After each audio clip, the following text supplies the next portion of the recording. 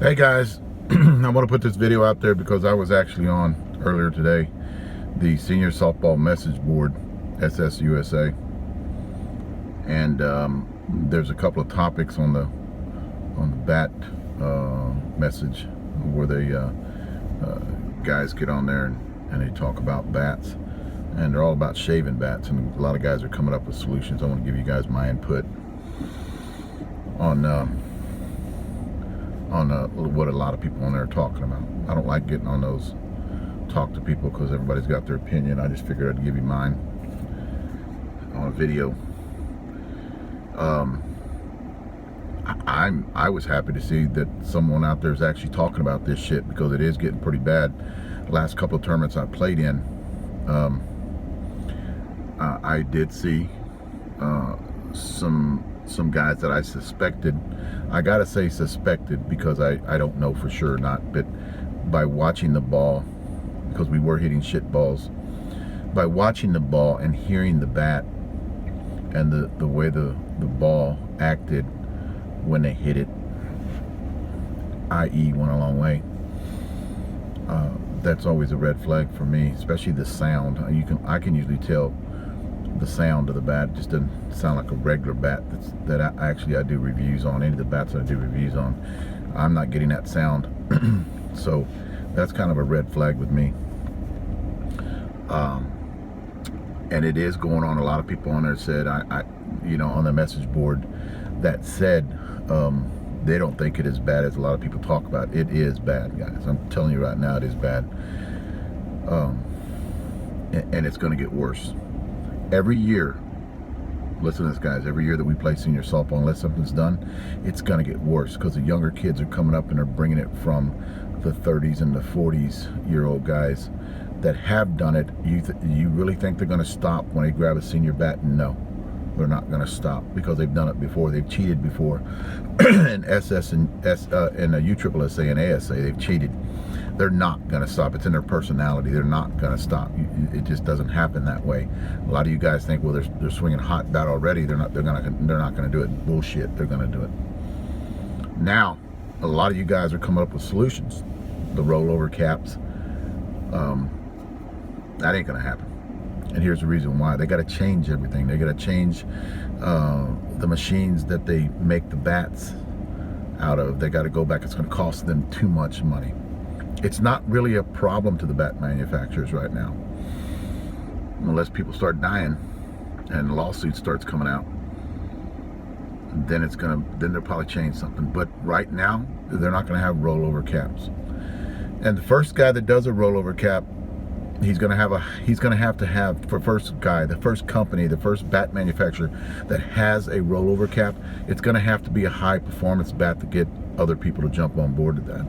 And I really don't think it's in the next 5 years, really, guys. It's going to have to be something else, maybe a computer chip that they stick into the end weight of the bat, that if you tamper with the plug on the end of it, that it's going to throw off the chip where it makes a different.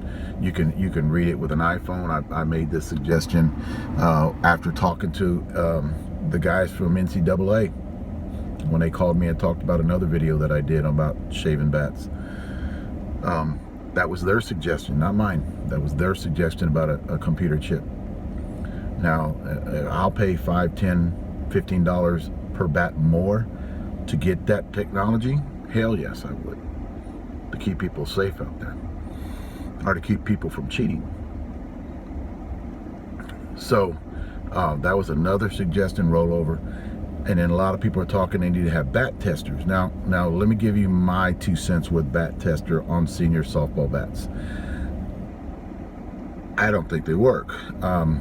For one, you got to come up with a number that, and I talked to Ken Vambegard. He actually called me a while back and was talking to me about this, and he wants to buy one, and they cost like $800, man. They're pretty expensive. He wants to buy one, and what he came up with a pretty good suggestion, and I'll get to that after I talk about the bat tester. When you have a bat tester, I think they're bogus. I think they're bullshit. A lot of people kick bats out of tournaments because it fails a bat compression test. A lot of people, whenever they see somebody fail a bat compression test, they get all excited thinking the guy cheated. Well, it's not necessarily 100% the guy cheated. It could be that that bat's broke in or well broke in ASA or USSSA.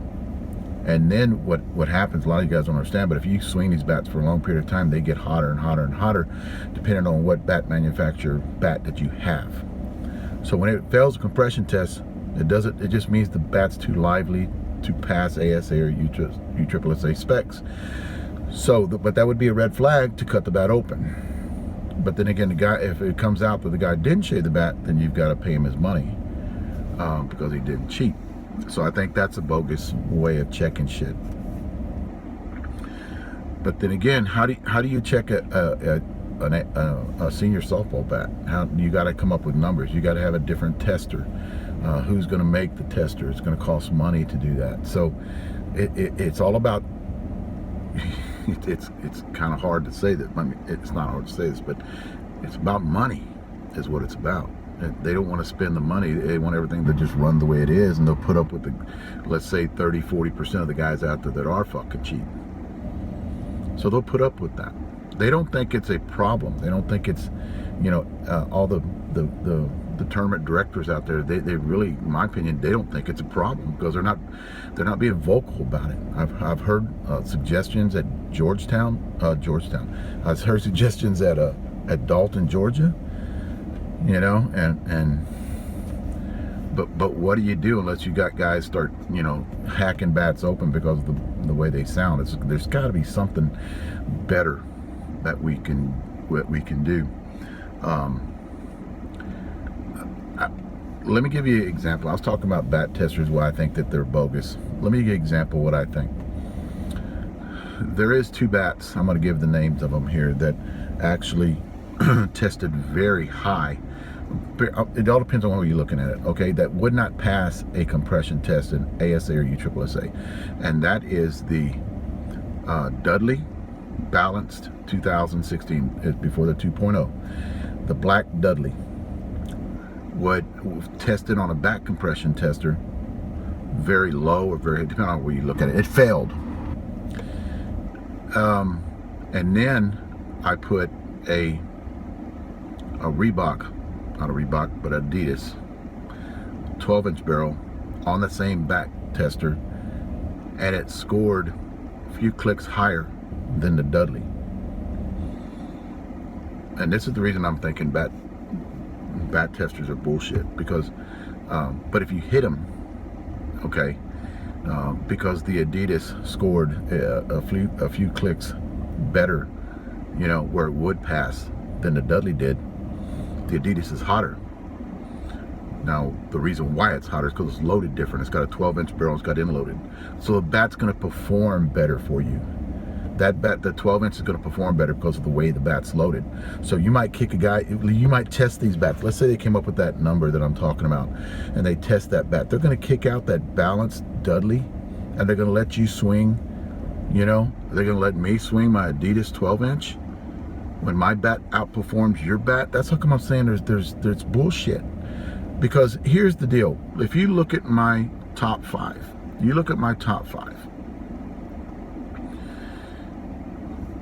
what distinguishes my top 5, 1, 2, 3, 4, 5, and I think I'm going to add a 6 in there because number 1 and number 2 are tied, is the way you can distinguish is the way they're loaded, is which one beats the other one. The one down here might have a better compression test, but the way this bat's loaded is not going to beat my top 2. So it's like a formula, like I talk about, it's a formula. Shit, and the Dudley that tested way down here, it top 10, but the Dudley that would out compression test all of these didn't even make my top 5 because of the way it's loaded, but it beat everybody on a compression test. Failed everybody on a compression test, depending on the way you look at it. It wouldn't pass a compression test, but all these other guys did. So it's not fair. So the compression test, you're gonna have to throw that shit out the window because it ain't gonna work. Now, Ken Vandergaard talked to me about something I want to get to before I make this video way too long. He wants to buy one, and the reason he wants to buy one is I think it's a great idea. I wouldn't do it because I don't have $800 out there that I can just throw, and I'd rather spend $800 in bats. But Bogey talked about getting one to test. He's got a number in his head on what he wants his bat to compression test at, like a senior bat, and he would break that bat in until it got to that number. I think that's a great idea. And then he came up with, he would still have the compression tester, so if he had a bat that was 1,500, 2,000 swings, he can still compression test it to see if it was losing anything, to see if it was dying. Now, I think if you want to do that, I think that's a great idea. I think that's when it would work. But other than that, I don't have no faith in compression testers. But here's the deal, guys. At least we're talking about it. At least we're talking about it, because 5-6 years ago, nobody was saying shit about it. It's just getting so bad right now, where I see it a lot more now than I seen it last year. A lot more than I seen it 2 years ago. So it is getting worse. You know, we need to do something about it now before someone really gets hurt. But guys, the only solution that I think, have, you know, these bat manufacturers stick a chip in it, in the end cap. You know, have an app on the phone of the umpires, and they just run their app overneath the, you know, when they got it going, they put it overneath the end of the end cap and find out if it's been tampered with. I mean, and then kick the guy out forever. I think you've got to have, you know, I've always said this on anything. You've got to have a stiff penalty. You got to have a deterrent, and that deterrent is life banned from any softball because you're cheating. Not know this 1 year, 2 years bullshit that you guys are coming up with. And I think you need to put their name out there too, you know, on who cheated or who failed it or cut it open and they were swinging it. Put them out there. Put them on your website, SSUSA, who got caught cheating, swinging a damn bat. End cap flies off. That bat needs to go right to the tournament director. And if he gets caught, put his fucking name out there. You got to have a deterrent, guys. You got to have a deterrent for these people, and it's a lifetime ban playing any kind of organized senior softball, in my opinion. Thanks, guys.